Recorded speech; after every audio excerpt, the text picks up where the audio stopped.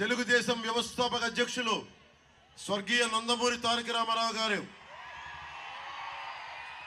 మీకు తెలుసు ఆయన అంటే నాకు ఎంత ఇష్టమో. ఆయన పాటలు కూడా నేను సినిమాలో పెట్టుకున్నాను. ఆడవారి మాటలకు అర్థాలు వేరు లేరు. ఆయన సినిమాలకి, ఆయన పాత సినిమాలకి నంత అభిమానం. అలాంటి వ్యక్తికి మహోన్నతునికి పుట్టిన ఆయన కుమార్తెని వల్లభనేని వంశీ గారు ఆ రోజున నాకు అసెంబ్లీలో మాట్లాడడం చాలా బాధ కలిగించింది. నిజంగా బాధ కలిగించింది.